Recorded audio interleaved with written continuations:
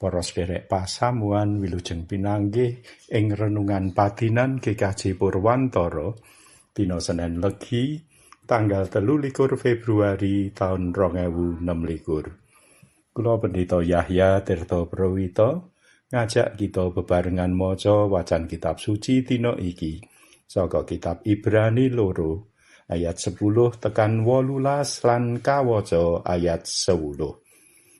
Lembaga Alkitab Indonesia Basa Jawa tahun 1994 kawaca Ibrani 2 ayat 10 kanthi jejer nyampurnakake srana kasangsaran nuntun ing kamulyan bebarengan kalian Gusti Yesus.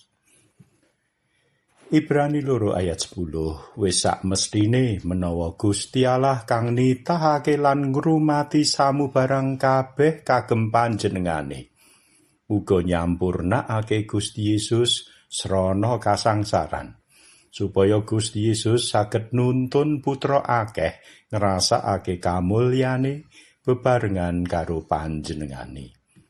Awit mung Gusti Yesus piyambak kang nuntun wong-wong mau marang kaslametan.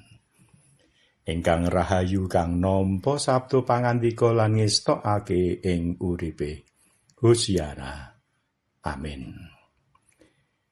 Para sederek ana paribasan jer basuki mawa beya. Supaya bisa wong kudu sinau kanthi sregep lan tumemen. Wong sinau lumrahe ora sepisan dadi nanging kudu dibulan baleni nganti mudeng ngerti tenan lan ora salah maneh.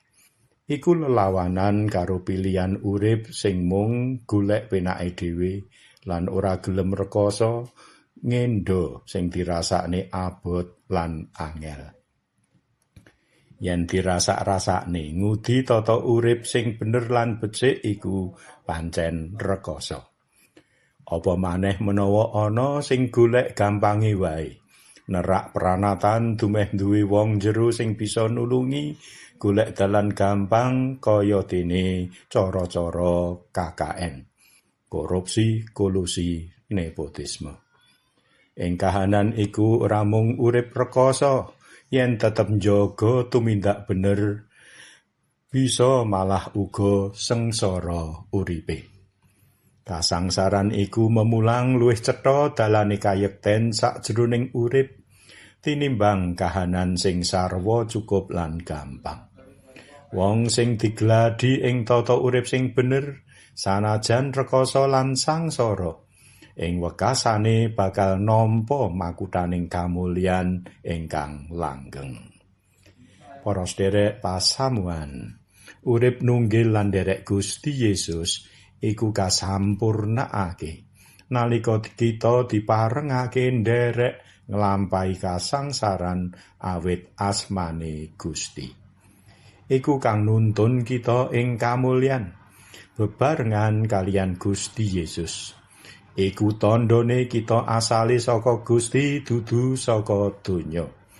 Kasangsaran sing kita adepi ing patunggilan kalian Gusti Yesus iku bukti menawa kita wis ndalan ora nasar mengko bakal nderek kamulyaake bebarengan kalian Gusti.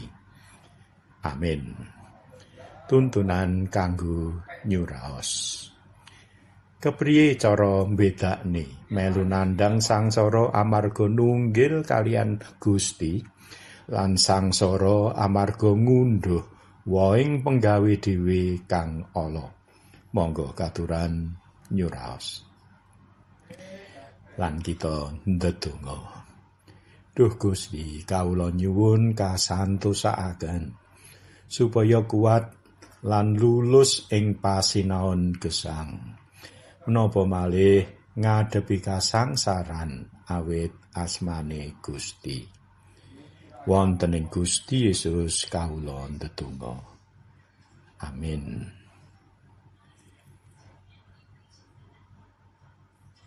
Para sederek mekaten renungan padinan. Mugi Gusti paring berkah dhumateng kita. Amin.